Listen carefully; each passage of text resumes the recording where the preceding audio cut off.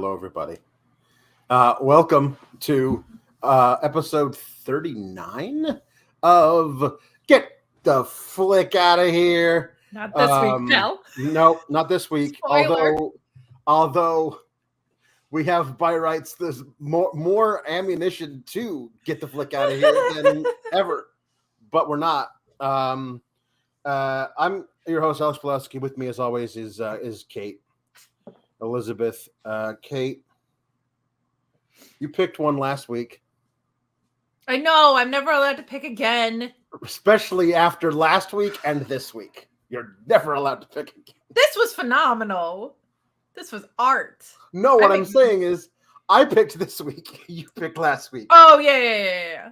It's just me from now on. Sorry, everybody. No more Hallmark movies or Lifetime dramas.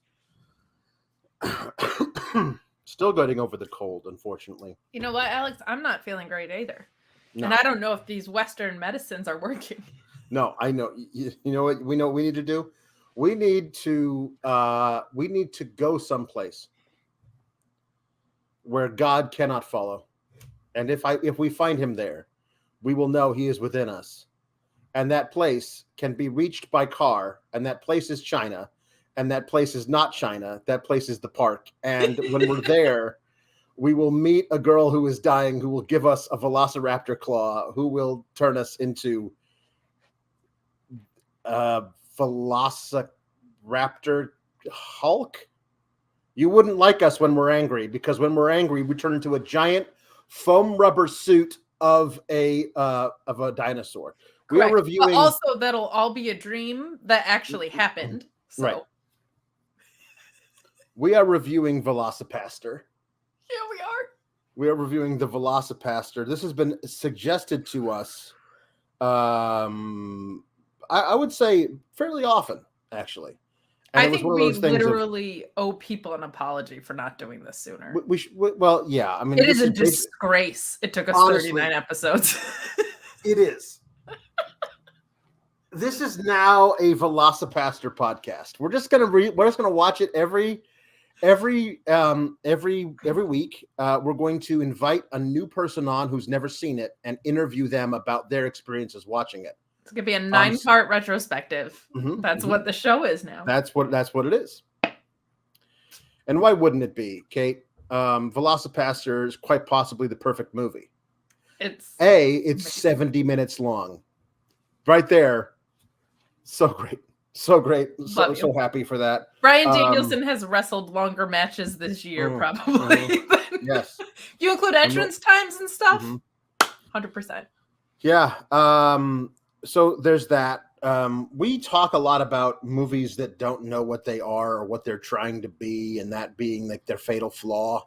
Just last week, we were talking about the non-committal. Yep. This movie knows exactly what it is. Before we started recording, we talked about how The Room usually has the title of being the worst movie ever. That movie was set out to make a great movie. Like the idiot who wrote the damn thing. Who remember go back and watch that one. If you're a late addition to the whole thing, go back and watch when we watched The Room, because I found the original script, not the shooting script, the original script. They cut out the best scene, Alex. They cut the best scene out of it, where he's a vampire and nobody cares about it. Much like on NXT this week, where Isla Dawn was invisible, but nobody did. That had a real budget and actually authentically tried to be a good movie. This movie The Room wanted to be a good movie and failed miserably. This wanted to be a bad movie and succeeded deliciously. God, they knew exactly what it was. It's the worst movie ever made, and I love it so much. Like that's the best way for me to describe it. It's the worst movie ever made. I mean, just from a standpoint of, if you were trying to make a good movie, you would not make this movie, right? Right. So and it was so bad that it was the greatest thing I've ever seen. I heard somebody say that it was like if The Room or any other movie, they didn't use The Room, but that's what popped into my mind, said like, oh my God, we had this huge budget and we made this terrible movie. This movie was like a celebration of being a low budget film. The only like gripes I have with it from the movie perspective is a ton of the scenes don't go anywhere or build on anything. So like it's not a fluid movie in that sense, but like the way it intentionally bombs itself is impressive and incredible and on purpose and done with the intent of being really entertaining, I think. And I don't know how you're a trained actor, you would know better. Like, how do you even, if off the bat, the idea is, look, this movie's bad. Mm-hmm. You're the lead character in it. Like, what? Well, and your character arc is you're a pastor who turns into a dinosaur. Here's the thing about Greg. I want to say Greg is the name of the actor. Cohan, something like that. Who's an actual actor. Like you go to his IMDb page, he's had small parts in all kinds of TV shows, like get little bit things here and there. He's a working actor. He was actually he did voices for Red Dead Redemption 2. Like this is I know exactly. Who was he? Random passerbys. Like he was like pedestrians on the street, like different voices of just people you would hear in ancillary conversation. Look at that. Yeah, which actually that came out the same year as this. So, he was riding high on the hog. Big year for him. But the character of Doug Jones, Pastor Doug Jones, great name right off the bat. Right. It is required for the actor play it absolutely straight. I don't mean not gay. I mean like down the middle, honest. He never thinks he's in a movie. He never comments on what is going on. He's not playing it for laughs. The fact that he is not playing it for laughs is what makes it so funny. That's so interesting to me because this is so funny that we're this is like an artistic analysis in a way of this like hilariously silly thing. I don't know if this qualifies as a parody because it's not particularly like clever or witty or satirical on its head other than the fact that it's low budget. It's just a bad low budget film. So like, if that's the acting challenge in a parody, I completely get that because you're contrasted against all these things, right? But like, this is just a bad movie. This is not all that. There's pokes at certain things, the special effects certainly and whatever, but like special effects. But this wasn't. Gremlins 2 was very witty on itself. Right. This is not witty. This is just a bad low budget movie. Right. That's 70 minutes long. It's something along the lines of, okay, so everyone else in this movie is allowed to poke fun at how stupid everything is, but Doug isn't, and that's why it works. That's why he's our main character. The absolutely absurd character of Frankie Mermaid the pimp is allowed to. Frankie Mermaid. Let's start there. And why is he called Frankie Mermaid? Because he's swimming in bitches. That's why he's called Frankie Mermaid. Which, like, honestly, in and of itself, the character of Frankie Mermaid, who is so named because of all the bitches he is swimming in. Correct. Is not a character so absurd he could not exist in an actual movie.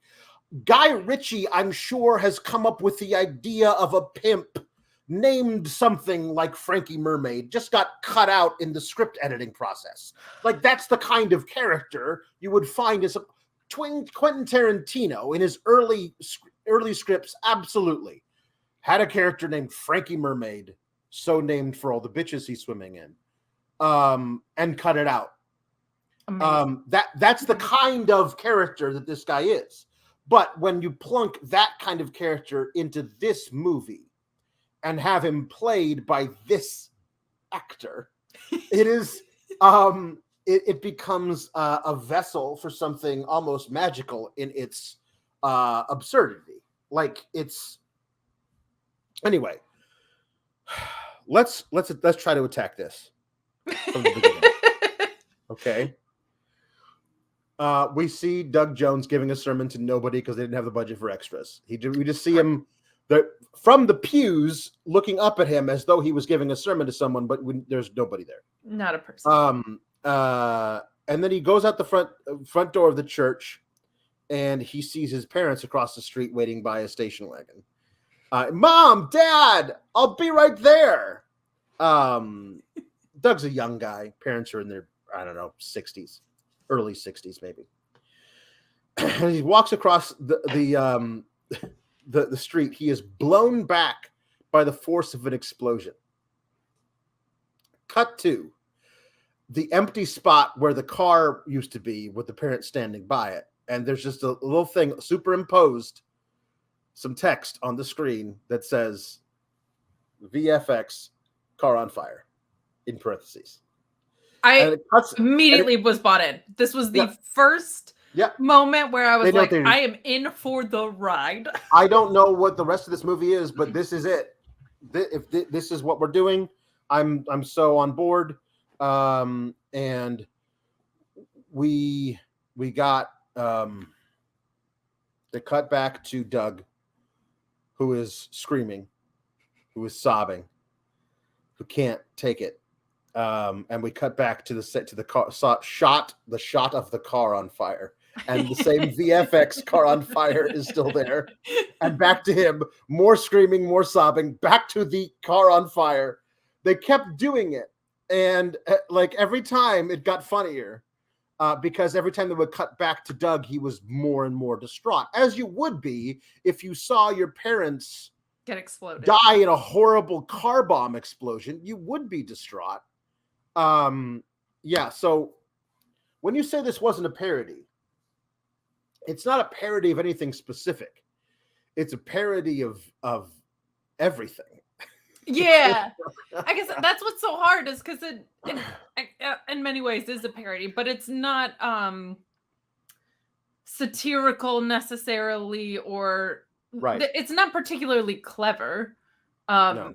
It's just very surface laugh at you kind of stuff, which is great. Like you told me that's what it is, so I signed up. But this isn't like we did Gremlins 2, and that was so clever in so many ways. This isn't that. This is perfectly B level. Cut to in the church where Doug is talking to his mentor and fellow pastor at this church, Father Stewart.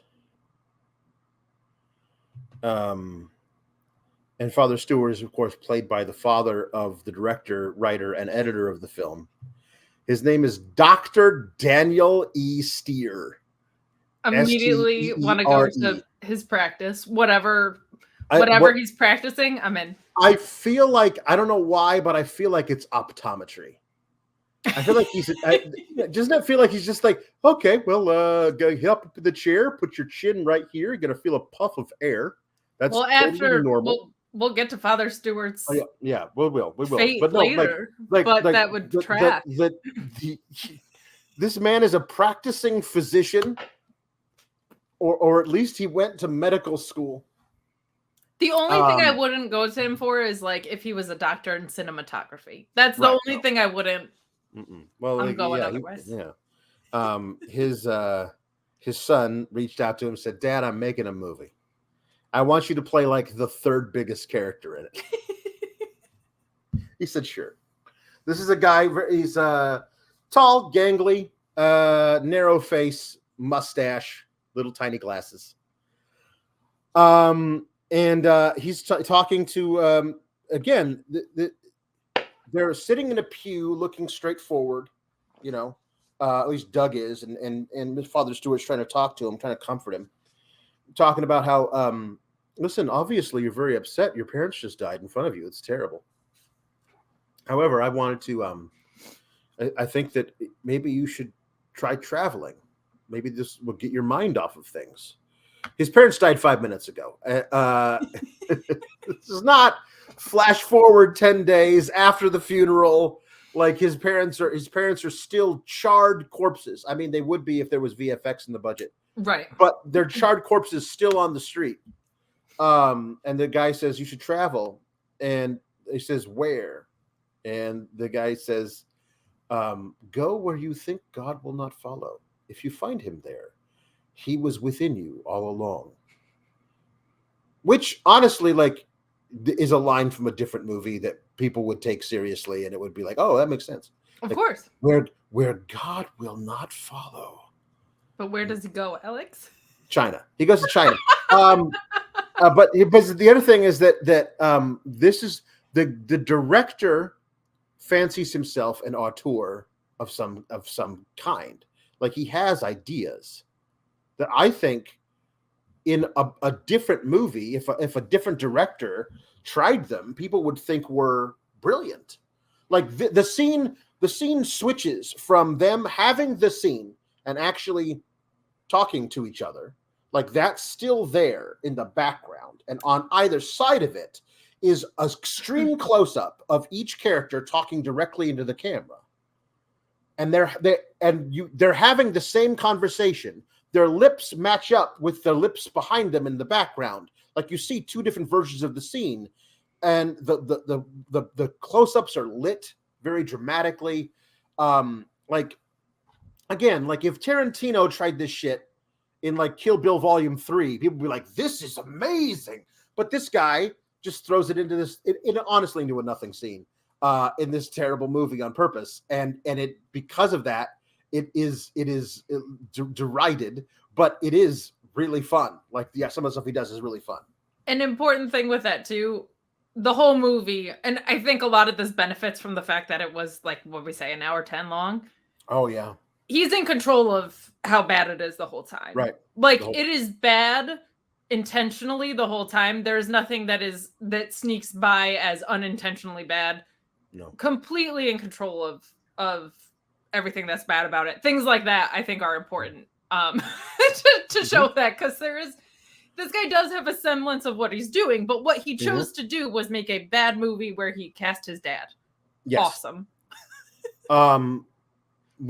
After this little thing, they show him in a muscle car, the priest in a muscle car, which is how you drive to China.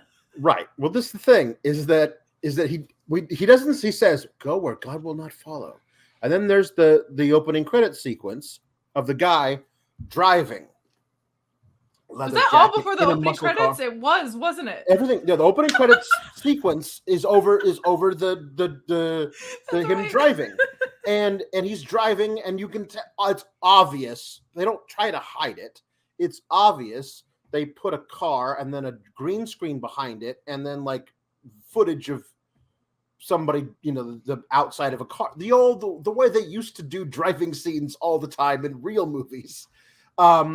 They do this, but it's all shot with dramatic lights and weird angles, and he's driving, and he'll like look out. He's driving like this, right? And he'll all of a sudden do this. That's how I used to. Yep, this is how you drive a car, because you would be doing this. Right. So he's driving very dramatically, thinking about where he's going to go. And then after the credit scene, you see him just walking through the woods, wearing a white T-shirt and plain white high tops and mom jeans with a backpack. And he's just walking through the woods, right? And then it just says, China. So he drove to China. Peek behind the curtain too, guys. Yeah. I had a massive migraine yesterday. Yeah. And Alex DM'd me like, hey, I'm watching this now. What time? Like trying to coordinate a time to set this up, etc. Right. And then I would just occasionally get DMs that just said, oh my God. Yep. Oh my God. And I was like, I wonder which points he DM'd me that, because it could have been like 9 points in this whole movie. The first one, I said, hey, so I'm watching this right now. And I said, I'm watching right now, and holy shit. And that was VFX Car on Fire. Hey, Him showing up in China after driving was one of my first holy shits. I'll tell you where the second holy shit came from later. So he's out there, and we see a girl, Chinese girl, running from a ninja with a bow and arrow. Because China ninjas, it's all the same. Of course. Ninjas, of course, Japanese. They're in China. Doesn't matter. They also have Australian accents, because well, some of them do later, but this one, this is the movie that, because it is the movie it is, I believe all of their like weird pseudo-racist Asian stuff is a comment on these types of movies handling of pseudo-racist Asian stuff, and this is intentional. Those are a way of like, oh well, yeah, we don't care. This is like, no, we're going to poke fun at that. Like in Team America, that's how that felt to me. She shot through the back, and the arrow comes out the front. She's wearing all white. She stumbles and falls over, and she's covered in blood. And Doug runs up to her and says, the first thing he says, "Are you hurt?"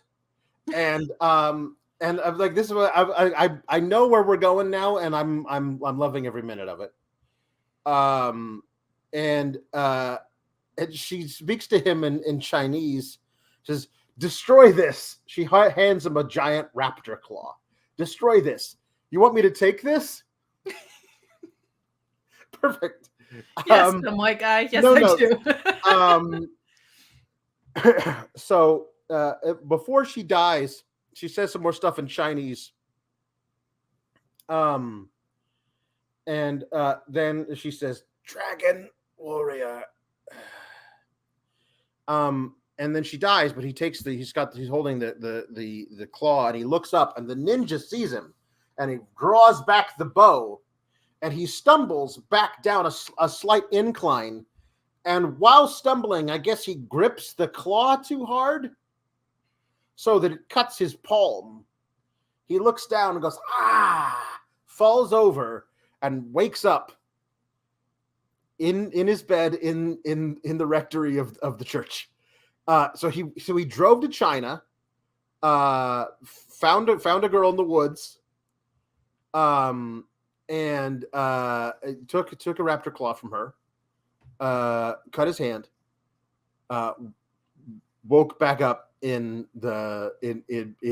America in the church where he lives, and then the other priest comes in and says, "You having the same dream? It's great. This is great."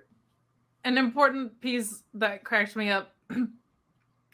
It's kind of implied that because he had an open wound and touched this ancient artifact, that those powers like leached into him. Yeah. Woman with a gaping open wound because she was shot through the back, who had this thing in her hand, doesn't at any point make an effort.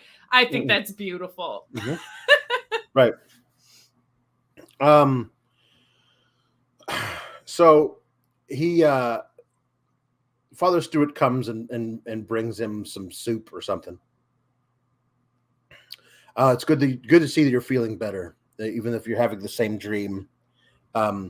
So obviously the trick of it was going to China a dream?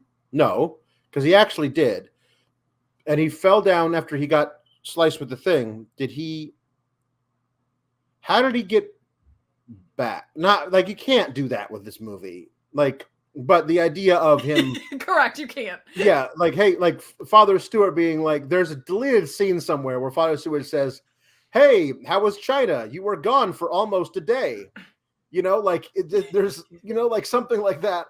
Your day trip to China that you Yeah, how was your day trip to China? Like, must have been a long drive. This movie requires a tremendous amount of Alex having to put his Alexness aside. It's really hard. Yeah. It's really hard. This is, I believe, he stumbles out into the street he's in some distress. He's again. This is what I'm gonna find out what his friggin' name is, so I can give the guy credit. IMDb VelociPastor. That's in my recent searches. Very incriminating if anyone would find my laptop. Greg Cohan. There you go. Greg Cohan. Oh, did we? Oh no, sorry. Go ahead. I thought we missed an important scene. We did not. He staggers out into the street, past a homeless man begging for change, and nearly bumps into the most obvious streetwalker that you could find. She's wearing like a mini skirt length leopard print coat that covers her actual mini skirt, and she's very nice. She gives $1 to the homeless guy, and then she goes and meets Frankie Mermaid. She's sucking on a lollipop. It's all very like straight out of Pretty Woman or something. Like very... I mean, like not even that, but like it's like a Boogie Nights thing. Like it's just, like the anyway. So Frankie Mermaid, God bless the dude who they got to play Frankie Mermaid, because he said, "I'm going all in on this." I remember he's got a fantastic name, and I'm going to read it to you right now. His name is Fernando Pacheco de Castro. Plays Frankie Mermaid. And boy does he. He's dressed as the most stereotypical pimp possible, but it's like a Party City costume of a pimp. All of the costuming 100% from Party City or Spirit Halloween clearance. Like the priest robes and collars. Yeah. Like they had no budget, and none of that no budget went to the costume. Right. Yes. So he is wearing a very giant pimp hat. At one point he takes it off, and the actor has shaved the top of his head and combed over like 4 strands of hair across it. That's his own hair. This is not a wig. There's not a bald cap. You could tell, because the budget is so terrible. You could see that like it's like a 3-hour growth of stubble on the top of his head. He committed fully to this bit. But Frankie Mermaid, the dialogue for Frankie Mermaid again is dialogue that people would write for a pimp in a movie that's trying to be a good movie. Right. But because Fernando Pacheco de Castro knows what movie he is in, he's able to like fully go overboard with it in a ways that like he slaps her across the face. Carol, her name is Carol. Her name is Carol. Carol, where are you tricking tonight? The park. That's right, because the park is where the real money is, and you are the real money. I'm Frankie Mermaid, and why do they call me Frankie Mermaid? Because you're swimming in bitches. That's right, because I'm swimming in bitches. And it says, so it's like, yeah, you're tricking tonight in the park. And then he all of a sudden he laughs. There's a big thing about laughter in this movie. The evil laughter thing is just so much. But then he abruptly cuts out of his laughter and he points across the street, Cherry. And again, I'm quoting.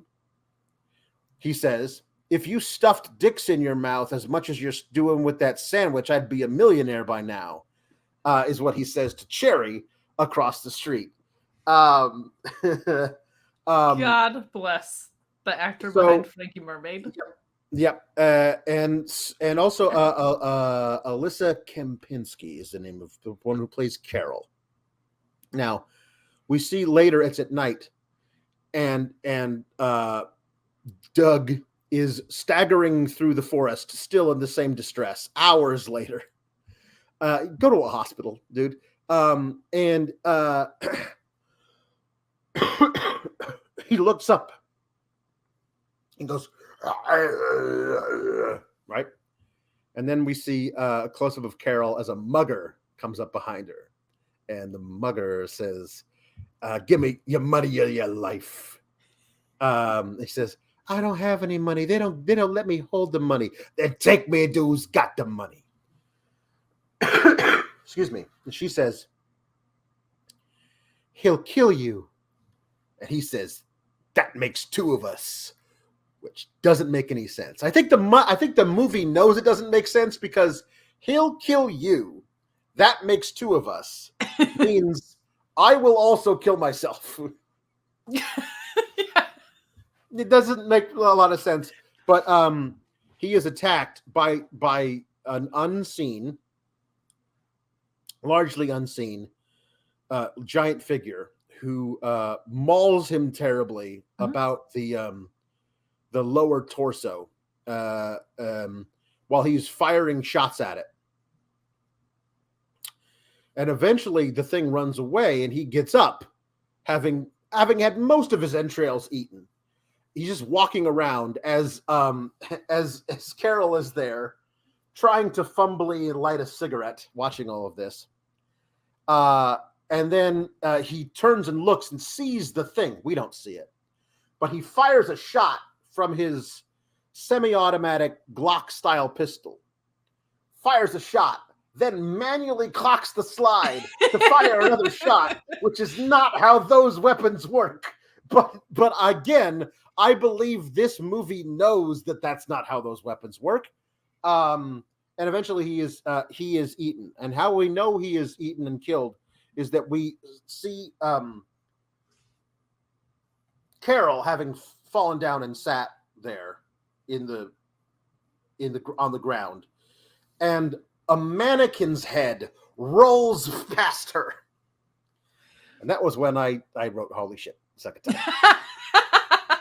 The mannequin's head rolling past her, like again, in an artful way. Like if it was like just the idea of how do we show this man has been murdered violently, but we'll do it in a way that was kind of artful. If you actually had the budget to create a decent looking fake human head and it rolled past somebody in a horror movie, like it rolls, it's not focused, it's focused on her, she's in the foreground, but to her right, a human head rolls past her into the blackness behind her. Like that's a really artful shot and would be done in a horror movie that's trying to be good. This, because it is a movie that is trying to be bad, does the artful shot with an obvious mannequin head. The mannequiniest mannequin. The cheapest plastic possible. Michael's craft store mannequin head. Boy, it's amazing. Bad. But because of that, I literally guffawed on my couch. It's so great. And crucially, the first time we see the dinosaur, and many times until kind of the climax of the movie. Mm-hmm. Look, it's not a great looking dinosaur. No. It's not supposed to be. No. It being in the dark helps a little bit because, buddy, when we see that thing during the day, it looks even worse. But crucially, also, the dinosaur version of the pastor is not. He doesn't grow in size. He definitely like hulks out, but he's not dinosaur to scale of a dinosaur. Right. He's dinosaur to scale of a human but turned into one. So he hulks out, but he doesn't grow into like the size of the Hulk when that happens. Right. He's just a 6 foot dinosaur with marginally more effort than one of those inflatable T-Rex short-armed. Marginally. Emphasis on marginally. Yeah. So,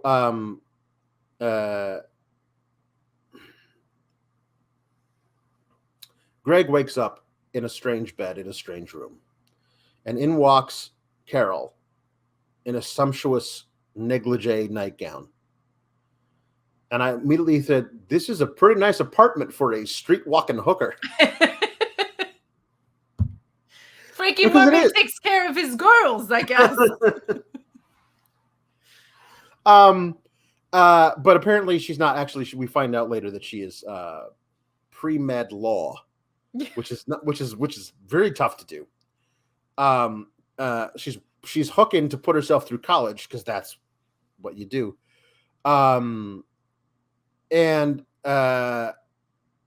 Anyway, so they have this scene where Greg remembers nothing and thinks, "Oh my God, I must have had sex with this girl, and this could never happen again." Is it? Oh, so it was a one-time thing then? Yes, of course. I'm a priest. This would be a horrible scandal. I can't have. I take like. What do you think we're talking about? Because you turned into a dinosaur last night and ate a guy. It's like that's impossible. And then I love this because again, this is the movie. Knows what it is. Dinosaurs don't exist, and even if they did, I can't turn into one. Well, because he's a priest, he has to believe, right? Right. No, no. Delicious. Dinosaurs don't exist. Is a wonderful thing. I thought the whole thing with that, and honestly, that's more like Baptists than Catholics. True, yes. But I thought the whole thing was that Jesus and dinosaurs existed at the same time. Like the Flintstones was a documentary. Not that they didn't exist, but the carbon dating is all out of line. Whatever. I'm not going to. Well, they don't exist now, Alex. Well, that's true. I think that I think I think that the movie knows exactly what it's doing, and I'll trust it. So he says, I can prove it to you. I know where the body is. I hit the like. All right, well, I would go. But here's the thing: when he turns into a velociraptor, turns into a dinosaur. Well, obviously, all of his clothes have been torn to shreds. So he's nude, and he says, "Do you have anything I can wear?" She says, "Yes." Cut to in the rambles of the park, and he is wearing a I don't know, what would you call it, like a sweater dress that barely covers like his butt. Terry cloth, bright orange, yeah, deep V dress. Almost like something that you would probably wear like when you got out of the shower or whatever. Maybe, yeah. Yeah. But that is the funny part. It's like, do you have anything for me to wear? Yes. And the thing that she has for him to wear is not a pair of sweats and it's in a shirt. No, it's the most awkward looking thing possible. Oh. And he's like a decently built dude too. So his chest is like all filled out and it's like this deep V. So you just see like very masculine shoulders kind of like busting through it. And it's bright orange too. Like, you know what? We're going to the woods. Let's try and blend in as much as possible in this bright orange dress. So she takes him to where she covered the remains of the mugger with leaves. And she kicks some of the leaves off of, you just see a hand. And he's freaked out about it. And but the most thing he's freaked out about is when she mentions to him that she's a hooker. Yes. Oh, this is terrible. Way more concerning than the fact that he turns into a dinosaur. But then she has she has this idea that you should kill a lot of things on purpose because they're bad. And every piece of shit pedophile comes to you to confess, then you can kill him because you're a dinosaur guy. You're a righteous dinosaur. And his morals won't allow it, so he has to run because he's late for confession to take confession. So he runs while sobbing. Maybe my favorite line delivery in the whole thing. I have to go to confession right now. Yes, right now. Yeah, and he runs in his little terry cloth thing that you're talking about out of the forest, and then we see him again, still sobbing, still running at the same rate of speed, hauling ass around the corner of the church, now fully dressed in his frock into a nearby phone booth, and Father Stewart's like, "Where have you been? You're late for confession. That's never happening. Oh, I'm sorry. I'll have to explain to you later." And so he he gets into confession, and who happens to be in the confession booth with him? Frankie Mermaid. Frankie Mermaid. Hello, my son. How long has it been since your last confession? I don't know, Doc. I don't know. This is on. He didn't say Doc. It's my fault. He does the thing that I love that they do in every movie where there's a guy like this. He calls the father Padre. Like that's one of my favorite things that they do in every movie where there's a guy like this who talks to any kind of clergyman. Hey, Padre. Like immediately I'm like. The movie goes up one notch for me. If they have a guy in the movie who talks to a priest and calls him Padre, it works. Perfect. It just works for me. It hits a nerve that I love. Hey Padre, yeah. Oh, listen, it's been like, I don't know, 2 years. There's a lot to confess. I do a lot. I pimp girls. I murder people. I deal drugs. I kill some guys. They tell me to kill people, so I kill them, or I tell other people to kill them for me. That's this. Hey, there was this couple that I killed just the other day. I blew them up with a car bomb right across the street from this church. And then there was this priest come out there going like, Mom, Dad, like it was his parents or something. It was crazy. Anyway, and then Doug goes crazy and transforms at least partly. An amazing piece of this. Mm-hmm. One, this was such a nice reminder of the fact that it's been a couple days. Mm-hmm. Two, Doug calculating like, okay, well, maybe it was a different couple that died in the car bomb outside of this church. Like him trying to, like, a sincere acting effort to be like, well, let's hear out the whole situation before I react. Mm-hmm. Incredible stuff. But then inevitably, that's the end of Frankie Mermaid. You killed my parents, and so his left forearm transforms into a dinosaur. It is a foam rubber glove, basically. Yes. That punches through the little partition divider thing in a confession booth. Grabs him across, around the throat. You killed my parents. Hey, man, I didn't know it was your parents. I'm sorry. What can I say? And then he just slashes him across the throat. And of course, I will say, the practical blood makeup for a lot of the stuff in the movie, it might be like the highest quality thing in the entire film. So like the gash in his neck is really gruesome looking. And he's just like, way too much. And then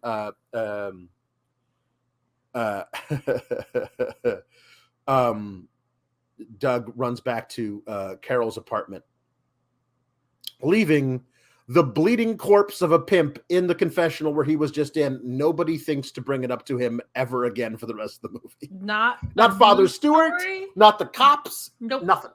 Nope. Incredible how much scenes like that just don't build on each other. Right. Yeah. Perfectly. But he goes to Carol and says, okay, let's talk about how we're going to do this. How are we going to decide who I'm going to kill?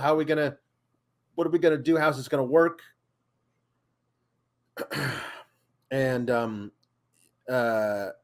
he's where he's let slip that he killed Frankie Mermaid, Carol's pimp. So now she's free. And so now she's very happy about this. And there's a montage now where they kill a lot of different drug dealers and stuff. Unbelievable. It's a falling in love while I pick out the underbelly of America's society for you to murder, and then you turn into a dinosaur and murder them, and then we share an ice cream cone on a park bench. Unbelievable. Like this.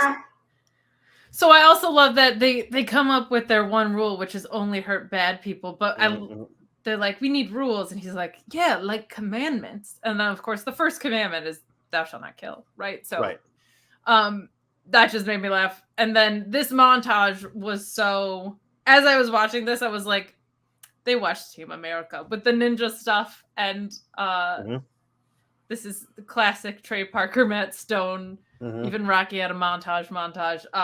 So funny that it's like a heroic turning into a dinosaur, killing bad people, romantic montage is just unbelievable. I do also want to say, because this isn't like a scene in here, but we should also note that, like, I don't know what cameras they sought to get to film this, because the camera quality is pretty much below the average cell phone camera, I would say. Like, I double checked because I was like, I think this was made pretty recently, but this could have been 2017. Yeah, 2017. Perfect. So I was like, this could have been made in the 80s with the quality. I was like, there are student films with significantly better equipment behind it. Sure. So that whatever they went back to get to make it worse, incredible. There was definitely points where this was edited like in a PowerPoint. This montage was one of them. The sexy things that happen later we'll get to, but like fantastic stuff. Fantastic. And the montage is edited in a way where everything is on screen at the same time. Yes. Like there's little boxes, tiles. little tiles, and they pan across the screen, and in each tile is a scene that's happening. Like that's very artful. Like I love that. Was a really cool way of showing a montage without really editing things together. You just get to show the whole scene in like a little crawl across the. I thought that especially was a really there's cool like thing. Competing things going on, like they're falling in love and they're turning into a dinosaur, murdering people. Right. So that was really fun. That was really fun. I believe this is where we meet for the first time the ninjas. It is. The first guy we meet is a blonde-haired, blue-eyed ninja who's obviously in charge of some of the other ninjas, but answers to an actual ninja. Well, Chinese guy, but then again, who Chinese ninjas is the same thing. His name's Wei Chan. He has a Hitler mustache and a soul patch, which is a terrible combination. Kids at home, don't go for that one. No. But they're trying to hunt down the Dragon Warrior and kill it because they know what he's been up to and they don't like it. And so this is because it's interrupting their coke deals. Right. Their cocaine. Yeah. Dealing. White, some with an Australian accent, ninjas. Except for the leader is actually Asian. Yes, is actually Asian. Yeah. But like the second in command is white, blonde hair, blue eyed dude. Ninjas that are protecting their coke trade, so they have to that can't get disrupted by the Dragon Warrior curse. Right. So that's why they're going after them. Yes. At no point since the pastor has become the dinosaur has there been any allusion to him needing to take out drug dealers other than like they're generically taking out bad guys. Right. Well, mostly drug dealers. Yeah. So that's where that's where this has all come together. They've given the ninjas the trait of dealing coke so that we could get to this point. It felt like. This is also now where he is. Doug is confronted by Father Stewart. Your absence troubles me. What's going on? He's got a wavering commitment to faith. Right. Kind of. Yeah. And Doug just tells him the truth.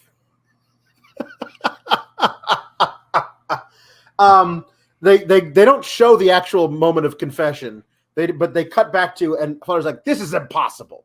It's not possible. This is not a thing that could happen. This is you making it up, or you must be possessed. So we're gonna call the diocese and get an exorcism. But until I can get them here, I'm gonna lock you in this room. That's what he says. Loving.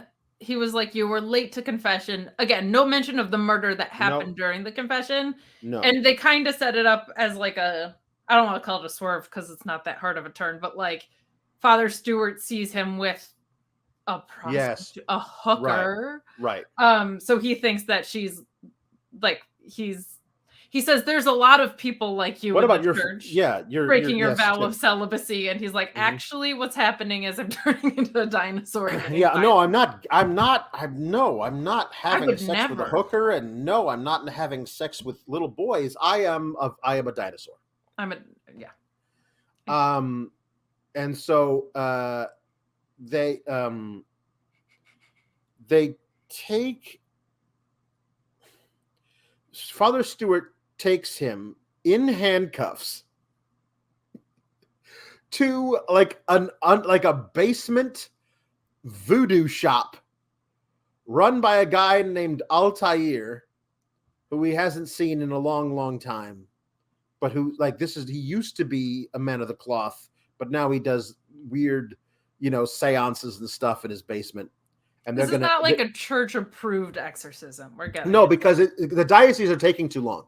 Right. It's been over 2 hours. He hasn't heard back from them. That's how time works in this movie. And he's got to take him to this weird voodoo guy who's gonna make everything right. So I don't even know what to say. There's like tarot cards out, which is not how an exorcism works. Like, right. So so they're going to draw the spirit out of him so they can banish it to hell, right? Altair is just very, I don't know, new agey type smarmy dude. I don't know, like he's like half tech grifter and half he's just, hey, it's all right, sit down, we're gonna get that bad thing right out of you. But while he's getting everything ready, we focus on Father Stewart, who starts narrating in his mind. Before we get into this, because it's the best scene in the whole entire history of cinema, there was one line before this where they're like having their discussion of faith and the reveal, where Father Stewart goes, God doesn't want people dead. He goes, I think God wants lots of people dead. To which I said, you read your Bible, sir, because I have heard Noah's Ark and Sodom and Gomorrah. Oh, yes. But just the incredible, God doesn't want people dead. Well, I think God wants lots of people dead. Unreal. Very true. But moving forward, the recounting of Father Stewart's backstory. Father Stewart is a Vietnam veteran. He has a Nam flashback, and they cut to him walking through, I don't know, the same park that everything takes place in, which is down the street from the director's house, I'm sure. And he's wearing a blonde wig and a blonde fake mustache over his gray mustache, and it's being held on by a helmet that is ill-fitting because of the wig. And he's talking with his buddy, his war buddy Ali, who says, I'm your war buddy, Ali. Hey, you got a girl back home, Sarge? Yeah, I do, actually. And he pulls out a picture, an actual photo of the director's actual mother from the early 70s. Correct. And he hands it over to Ali. Hey, she's a real looker. Good for you. When you get home, he said, oh, she's all I'm fighting for. I can't wait to get back to her. Ali says, when you get home, you're going to marry that girl. Yeah, you are. And you're going to have 5 kids. No, 11 kids. And you're going to name one of them after your war buddy, Ali. And you're going to tell him, hey, you know who you're named after? My war buddy, Ali. The guy who got you home safe, who never even took a shot in the entire war. And then he's killed by a sniper. Like, it's just this bullet is directed at only him, hysterically precise to take out this guy, and one bullet does an incredible amount of damage in the way that he is bleeding with like tomato juice in this one. This is not okay, and this is the thing that sealed it for me. Like whatever else happens in the rest of this movie, it's on my it's in my top 25 movies I've ever watched, experienced for the first time type of thing. Is, again, a non-actor, the father of the director, who is a practicing physician, sitting and trying to write to Ali's family, right?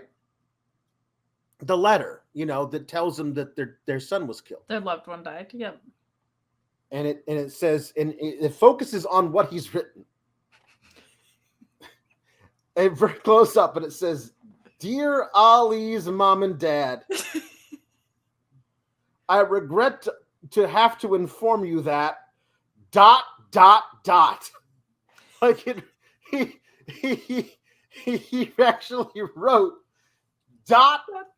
like he wrote the ellipses out, like period, because he couldn't think of what to write next, and he's very concerned and he can't think of what to do, and then you hear somebody say,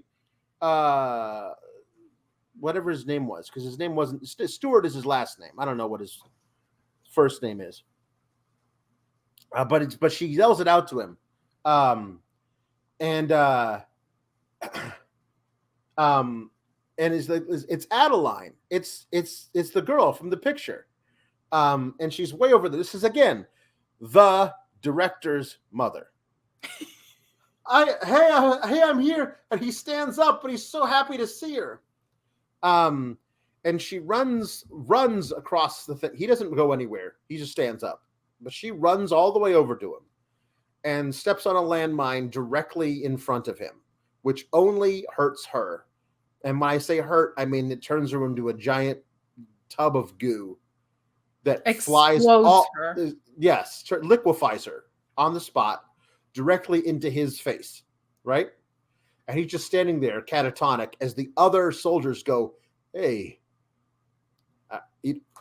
One guy says, gee, Sarge, I think she's too far gone. We can't do anything for her. Again, playing it completely straight. It's like, I don't even, what do you think she was even over here for? I don't know. Like when she just emerges, I can't stress enough. Why the hell is she in the war? Which again is in the same park. Why would she go to Vietnam? I don't understand. Vietnam, also in this park in, I'm going to say California, Oregon, somewhere in there.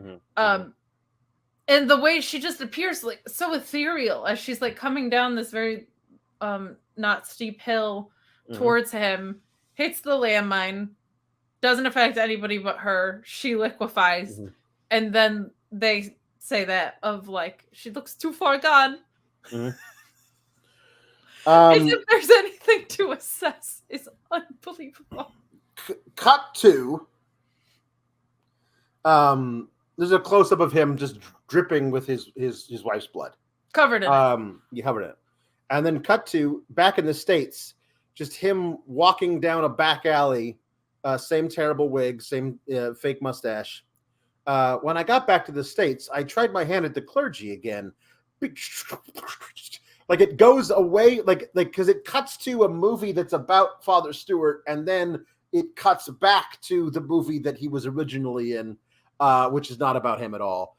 And I thought that was very funny. And this is where the exorcism takes place. But all the exorcism does is succeeds in bringing out the actual dinosaur, which then pulls Father Stewart's right eye out of its head and then runs away. And Altair is like, now the hounds of hell are truly loose. Everyone laughs. Oh, by the way, I forgot to say, the little white blonde-haired ninja and Hitler mustache ninja also had a very, very long maniacal laugh that did not work out well for them earlier in the thing. So there's something that happens in the meantime here, but it is not really important. The next important thing is that apparently Father Stewart survived this. No, something very important happens. What's this? He runs to Carol's. And they have they have sex, right? They have sex, and the ninjas break in after they've had sex. That's right. The ninjas break in, and the ninjas break in. I forgot about that. The ninjas break in. And they were able to take down the ninjas because he doesn't turn into a dinosaur to do it. He just karates them. And so does she. And so does Carol. It's amazing. Yeah, these are traits. So they have sex. He's laying there in his tighty whities. Yes. This is another montage thing where it's not a sex scene. It's tiled sexual vignettes with like rainbow background and whatever. And then it cuts to them in bed with him in his tidy whities, and then ninjas just come through the window and appear, and we get the incredible line of what did she say? Where do all these ninjas come from? Or what are we gonna do? I think it was, what are we gonna do? Yeah. Where did all these ninjas come from? Or what are we gonna do with all these ninjas? And then the priest sees that one of them has a cross. So they are Christian, ninjas. Chinese and white guy kind of Australian ninjas with a coke trade. Yes. So that's where we're at. And then, yes, we find out that Father Stewart survived, but he did have his eye gouged out. Right. But there's also the thing where like they were hunting the dragon warrior in the park at night. We'll find him, and we have an awesome 3-pronged attack where we all come in from different sides and we get him. That was where the Australian ninja comes in, because he's the leader of this little band of ninjas. Like, so, hey, Jennifer, you come in from this side. Jennifer, you come in from this side over here, and you, Wuhan, yeah, you're great. You always do whatever we tell you. Why don't you come in from the other side over there? And then it cuts to Wuhan, or whatever his name is, in subtitles, his thoughts about the girl he left back in China that he just can't wait to return home to. And then, of course, the dinosaur eats all of them. Of course. And the last shot is Wuhan's girl looking at the camera, tossing her hair and smiling, because that was his last thought as he was eaten by a dinosaur. Because this is the movie. But then I believe that's when we wake up. When we hear we see Father Stewart wake up with an eye patch because his right eye was removed, and he is talked to. He's saved, nursed back to health by Hitler Mustache Ninja, and Hitler Mustache Ninja speaks only Chinese, but Father Stewart understands because he was in Vietnam. So therefore, why wouldn't he? Right. But this is where he reveals the master plan, which is that we have to kill the Dragon Warrior because he's disrupting all of our Coke deals. Why do we have all the Coke deals? So we can get everyone in the world hooked on our amazing Coke and then take it away from them, which is why then they will have to join a self-help group, and most self-help groups are run by the church. And that way we will forcibly convert everyone through drug dealing to become Christian. And Father Stewart's like, this is not what we do, to forcibly convert people. That's evil. How dare you? And so then he was nursed back to health again, left for dead, with missing an eye, bleeding out. But this guy saved him so that he could tell him his master plan to get him to try and join. And then Father Stewart said no, so he killed him anyway. Correct. Cool. So just another guiding figure that gets murdered in the life of our young pastor. Mm-hmm. And then this is where also now Doug and Carol have decided to take the fight to the ninjas. Got to. Doug, in a very, very artful, again, shot, puts on this awesome, cool, like 1950s style, like leather jacket, and he zips it up. Like, it never shows his head. It just zips. It shows him zipping it up here. It's got the little cool things where it's like offset, and the lapel is like flapping across the chest. Amazing. It's a really cool biker jacket. And he just turned into James Dean dinosaur pastor man. Like, unreal. And then he walks straight into the camera. And then the next time we see, they have somehow found the ninja's compound, which again is a different part of the same park. And he's wearing an entirely different leather jacket that it looks nothing like the original one that they focused on. Nope. Like, I don't know if they got that one, and then the costumer says, like, no, like, you're going to be rolling around in mud. No, we can't we got to return that one to the rental place. Oh, well, let's just get this other one that looks nothing like it. It'll be perfect. And it was. And they have a huge fight with Greg and Carol versus the ninjas. But this is where it gets very personal. Turns out blonde-haired, blue-eyed ninja dun, dun, is Doug's brother, and this is, he's never mentioned a brother, and there was even a flashback where the dad says to Doug as he's dropping him off to go to priest college, "You're my only son. I love you so much." And multiple there's a whole flashbacks with the parents where this guy's not flashbacks. In it. Right. They're all sitting around the dining room table just laughing about something very funny. And then when they show the same flashback again from Sam's point of view, the younger brother, he's standing in the doorway of the kitchen holding a glass of orange juice, just watching them all laugh, and he's not included. And then, like, you're my only son, and I love you very much. And they hug, and he gets out of the car and walks away. And then Sam, up from the very back seat, stands up and just glowering because he was left. It was so good. It's like, Sam, you don't have to do this. We could talk about this. I'm very sorry. He says, no, we can't. I'm going to kill you, but I'm not going to stain this sword, the sword of my ancestors, with your blood. So they have a little fight scene with Sam and Doug, and then Doug grabs the sword and says, the sword of my ancestors is sword of your ancestors is also the sword of my ancestors. And then he just stabs him to death, just murders his brother, just in cold, just he's unarmed. They're not like fighting sword versus sword and something bad happens. He like that literally. Sam is laying on the ground and Doug just stabs him in the guts with the sword. Doug kills his brother. Meanwhile, Carol is taking on all the other ninjas by herself, right?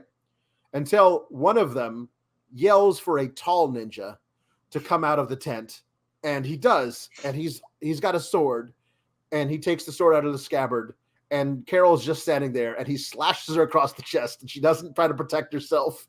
There's not a fight. He just slashes her across the chest, and then Doug sees that she's been slashed across the chest and runs over to her, and they have a very long, tearful, sad goodbye where she coughs up so much blood. Oh, by the way, he is covered in very, very thin, like Kool-Aid thin blood all over his face. Yeah. Amazing.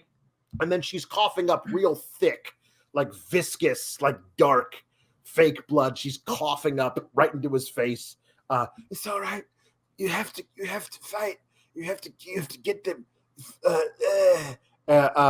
And none of the ninjas are attacking him during. No, they're all actually pulled back. Yep, and they feel terrible about what's happening to Carol. They're really terrible, especially the tall ninja. He feels so bad about killing Carol.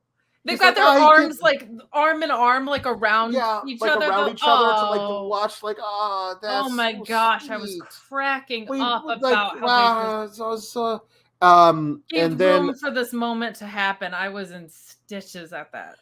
And then Wei Chan, the Hitler mustache ninja, comes out.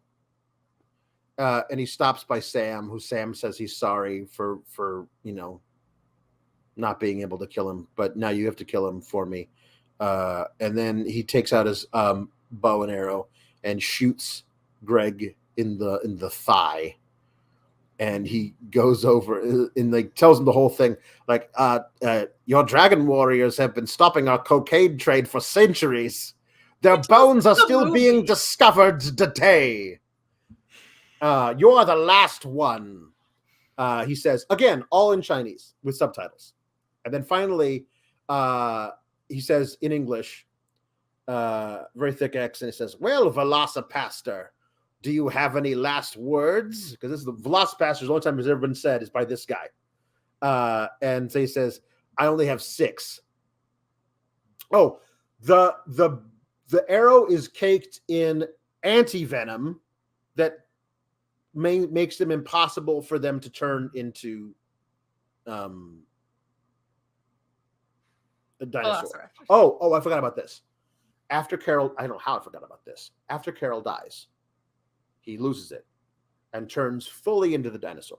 Right. And this is where, in broad daylight, we're able to see the full dinosaur costume, which is like the most obvious foam rubber.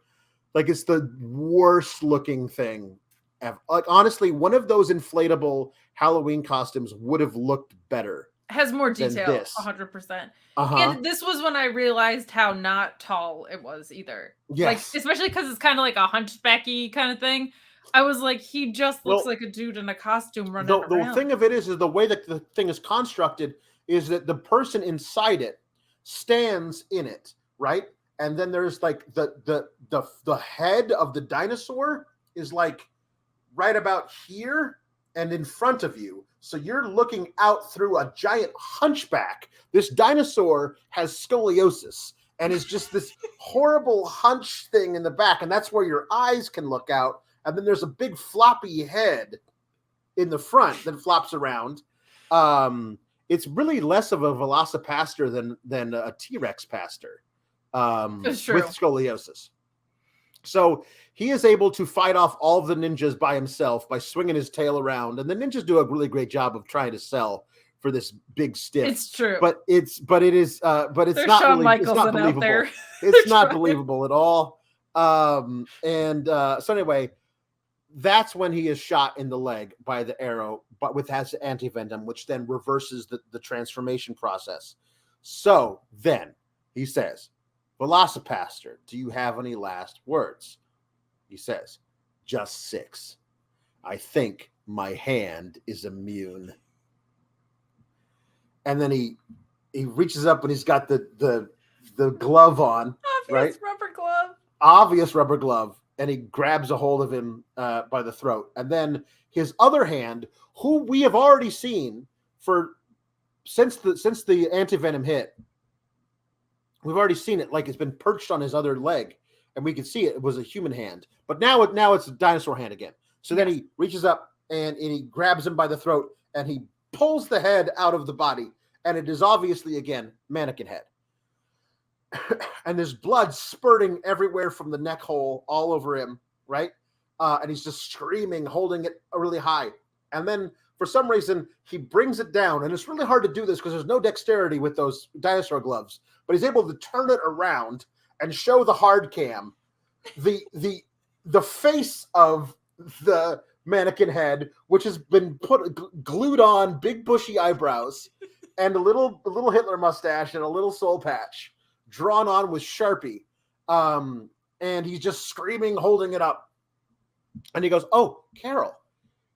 And he runs over, and then cut to hospital waiting room. Surgeon comes in. Surgeon says, "Well, we did it. I think she's going to make a full recovery." And he sits down there, and he's like hard bitten. He pulls a cigarette butt out of an ashtray, lights it, and says, "She's fine. You can go talk to her right now." And so he walks in, and she's sitting up in like a not a hospital bed, not a surgery recovery room, just like you would go in for a checkup. Right. It might actually be Dr. Daniel Steer's, Father Stewart's practice. I hope that's what it is. I hope that's how they got there. I need to know. And he walks in, and she's just sitting there, fully clothed in different clothes than she was wearing. And he says, "Hey, how you doing?" "I'm fine." "You're fine?" "Hey." She brings him up, and I thought she was going to say, "I'm pregnant." She didn't say that though. No. She goes, "I'm fine."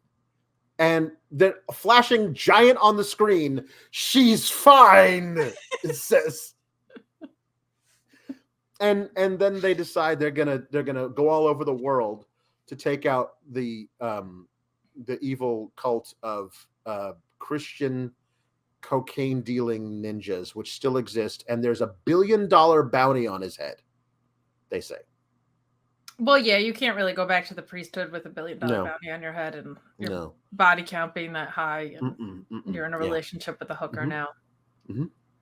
Sex worker, but they refer to her as a hooker. Yep. 10 out of 10, no notes. That's it. By the way, that's the end of the movie. That's the end of the movie. It's one of the. It might be the very best, very worst movie ever. Definitely top 5. Yeah. Definitely top 5. Because it wanted to be, so there's just something more authentic about it there. Yeah. I mean, of all the movies that we've kept the flick in, right, this is definitely one of them. Yes. Oh God, yes. This movie is incredible. It's free to watch. It's an hour and 10 minutes long, which makes this such a breeze. You have to go see it. Tubi.tv on your web browser. There's apps for you can go to Crackle. Tubi. It's all over. Yep, it's on Crackle as well. Yeah, you go seek it out, find it. Take 70 minutes of your life. I do not believe that you will regret any of it.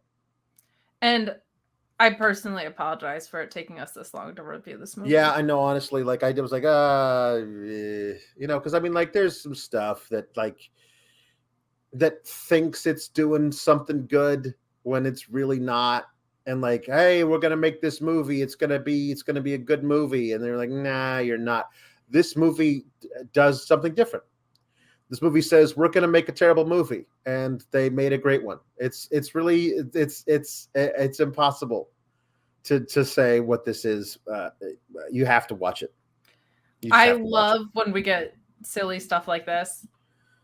Going to see what like IMDb and Rotten Tomatoes are and stuff. Yeah.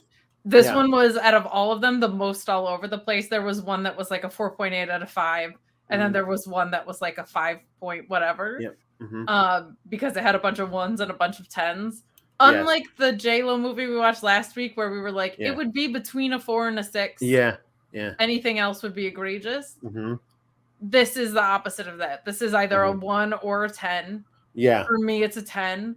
But just what a fun and easy watch. Like, this is so silly.